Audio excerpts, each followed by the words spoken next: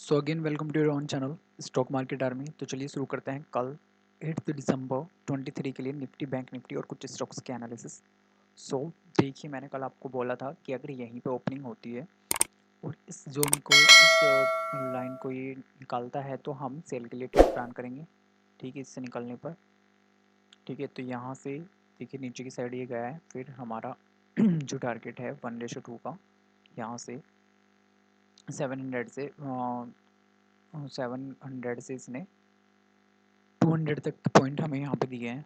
ठीक है, और फिर उसके बाद एक ये पैटर्न बनाया और यहाँ पर कंसोलिडेट करने के बाद ब्रेकआउट दिया ऊपर की साइड, और ऊपर की साइड इस जोन में आ गया था।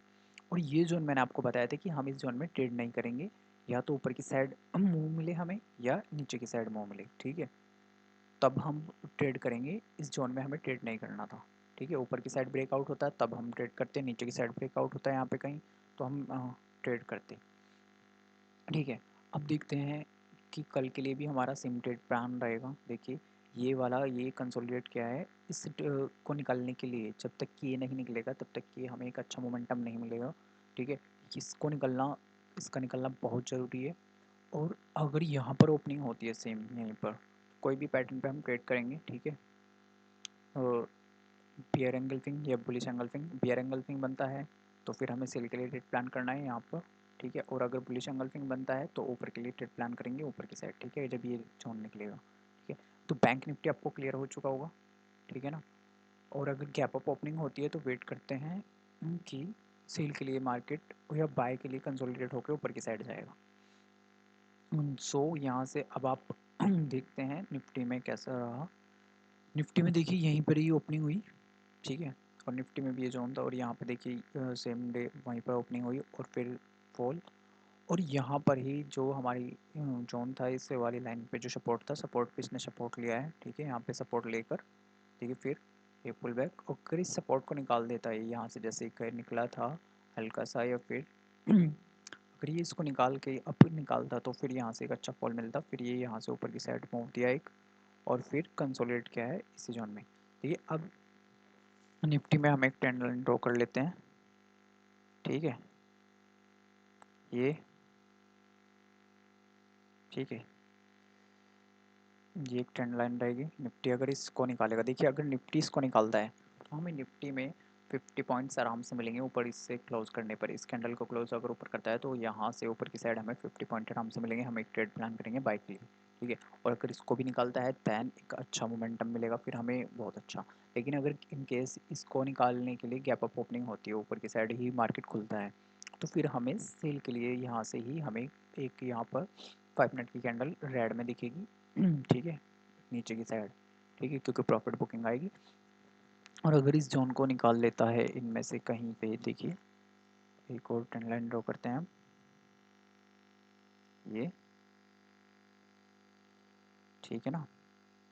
सो अब इन दोनों ट्रेंड लाइन के देखते हैं कि किधर की साइड, जिधर भी हमें इस ट्रायंगल से ब्रेकआउट मिलेगा उधर की साइड हम ट्रेड प्लान करेंगे। अगर इधर से निकलता है तो फिर हम 20 पॉइंट का ऐसा लगाकर 50 पॉइंट्स के लिए टारगेट अचीव के लिए टारगेट के लिए प्लान करेंगे। और इधर की साइड अगर ऊपर की साइड निकलता है तो फिर इधर देखेंगे। लेकिन गैप डाउन और गैप अप के केस में क्या होगा कि ऊपर की साइड अगर यहाँ पर खुलेगा तो हमें प्रॉफिट बुकिंग देखने को मिलेगी। ठीक है, तो निफ्टी भी आपको क्लियर हो चुका होगा। अब बात करते हैं कल जो मैंने स्टॉक्स दिए थे आपको, उन्होंने कैसे परफॉर्म किया है। तो सबसे पहला स्टॉक था हमारा गोदरेज प्रॉपर्टीज़। सो इसमें पहली कैंडल रेड बनी। ठीक है, और रेड बहुत बड़ी कैंडल बनी है। ठीक है, ठीक है ना, बहुत बड़ी रेड कैंडल बनी है तो इसमें फिर हमारी एंट्री ट्रिगर नहीं हुई। पहली कैंडल रेड और फिर यहाँ पे जाकर, और अगर आप ये सोच रहे हैं कि यहाँ से हमें ब्रेकआउट मिल चुका था तो देखिए फिर अगर आपने यहाँ पे कहीं बाय किया हुआ है, ठीक है, तो पहली बात तो इस कैंडल का ब्रेकआउट हुआ ही नहीं, कैंडल क्लोज हुई है फिर इसने यहाँ पे क्लोज किया, और फिर अगर इस वाली कैंडल ने यहाँ पे ब्रेकआउट पे आपने लिया भी है, देखिए एक नहीं दो तीन कैंडल्स ने आपको शो किया था कि आप निकल जाइए। आपको असल थोड़ा सा ही हिट हुआ है ये, सिर्फ 2.2 रुपीज़ का। ठीक है, और जबकि इतनी बड़ी रेड कैंडल बन चुकी है, अगर उससे मोमेंटम भी आ रहा है तो मोस्टली चांसेस नहीं होते कि इतनी बड़ी रेड कैंडल बनने पर या फिर नीचे जाने पर मार्केट एक मोमेंटम देगा या कोई भी स्टॉक मोमेंटम देगा। ठीक है, सो नेक्स्ट स्टॉक था हमारा LIC। LIC में देखिए पहली रेड कैंडल बनी है पहली रेड कैंडल बनने के बाद कंसोलिडेट, देखिए अगर रेड कैंडल बनती है तो उसके बाद कंसोलिडेट होना चाहिए और उसी रेंज में कंसोलिडेट होना चाहिए और ब्रेकआउट इस टाइप का आना चाहिए, जैसे देखिए वॉल्यूम के साथ ब्रेकआउट आना चाहिए। यहाँ पर देखिए आप, ठीक है, यहाँ पे देखिए कितनी बड़ी वॉल्यूम थी इस वाली 5 मिनट की कैंडल के बाद, और इस पे वॉल्यूम कम और इस पे कम और इस पे देखिए कितनी कम हो गई वॉल्यूम, ठीक है, और फिर यहाँ पे और कम, ठीक है, फिर यहाँ से फॉल हो गया, ठीक है ना।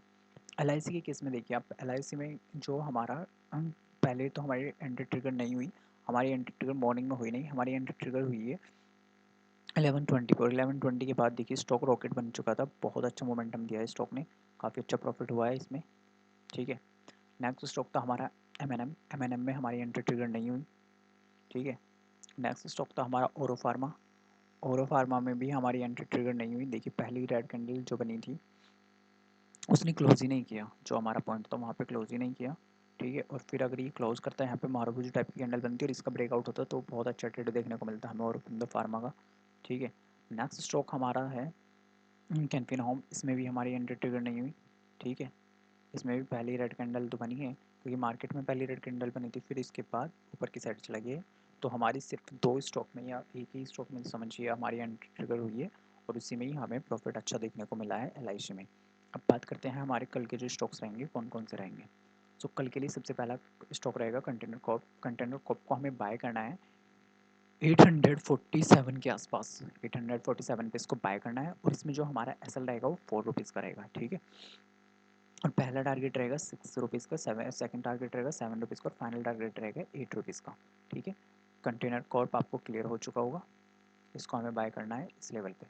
नेक्स्ट स्टॉक है हमारा IEX को देखिए, ये IEX यहाँ से अगर निकलेगा तब हम इसको बाय करेंगे क्योंकि इसकी ओपनिंग बहुत मैटर करेगी, ओपनिंग बहुत इंपॉर्टेंट रहेगी। ये यहाँ से देखिए एम पैटर्न भी बना सकता है, ठीक है, कि यहाँ पर ओपनिंग यहाँ से पहली कैंडल ग्रीन बनाए और फिर यहाँ से रिजेक्शन देखने को मिले और फिर ये फॉल कर जाए, ठीक है ना।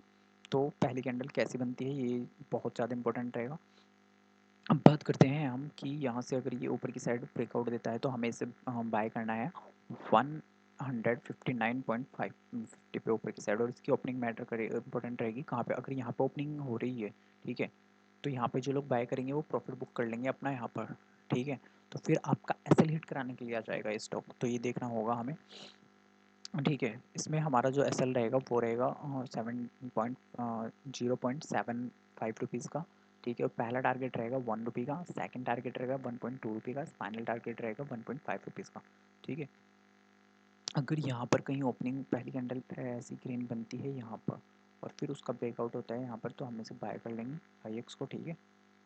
नेक्स्ट स्टॉक है हमारा JSW एनर्जी को हमें बाय करना है 460 से ऊपर, ठीक है, 60 से ऊपर इसे हम बाय करेंगे और इसमें जो हमारा SL रहेगा वो रहेगा 2 रुपीज़ का, ठीक है। और इसमें जो हमारा पहला टारगेट रहेगा वो रहेगा 3 रुपीज़ का, सेकंड टारगेट जो रहेगा वो रहेगा 3.5 रुपीज़ का और फाइनल टारगेट रहेगा 4.5 रुपीज़ का। तो आपको क्लियर हो चुका होगा JSW एनर्जी। अब बात करते हैं हम दूसरे स्टॉक्स के बारे में। JSW एनर्जी की पहली कैंडल मारुबुजी से टाइप की बनेगी तो हम इसमें ट्रेड लेंगे ऊपर के लिए, ठीक है। नेक्स्ट स्टॉक है हमारा MGL देखिए, MGL में हमें बाय करना है 1172 को, ठीक है, या और जो इसमें हमारा SL रहेगा वो रहेगा 5 रुपीज़ का और पहला टारगेट रहेगा 7 रुपीज़ का, सेकंड टारगेट रहेगा 9 रुपीज़ का और फाइनल टारगेट रहेगा 11 रुपीज़ का। तो MGL भी आपको क्लियर हो चुका होगा। नेक्स्ट स्टॉक है हमारा गोदरेज कंज्यूमर। सो गोदरेज कंज्यूमर में देखिए, गोदरेज कंज्यूमर में हमें जो हमारा SL रहे, इसमें जो हमारा एंट्री रहेगी इसे हमें शॉर्ट करना है और इसको शॉर्ट करना है 1017 रुपीज़ पर या 18 पर, ठीक है। और पहली कैंडल इसमें क्लोज करनी चाहिए, नहीं जो ये इस टाइप की कैंडल ना हो कि यहाँ से ये रिजेक्शन देखने को मिल रहा है, तो ये इस टाइप की कैंडल बने और यहाँ पे क्लोज करे, इस जोन पे क्लोज करे, 70 के आसपास वो क्लोज करे और फिर हमारा जो SL रहेगा इसमें वो रहेगा 5 रुपीज़ का और पहला जो टारगेट रहेगा वो रहेगा 7 रुपीज़ का, सेकंड टारगेट रहेगा 8 रुपीज़ का, फाइनल टारगेट रहेगा 10 रुपीज़ का। सो आपको ये स्टॉक्स क्लियर होंगे, इन स्टॉक्स में ट्रेड कीजिए और प्रॉफिट कीजिए, ठीक है। और चैनल को सब्सक्राइब कीजिए, वीडियो को लाइक कीजिए, ठीक है ना। चलिए फिर कल मिलते हैं।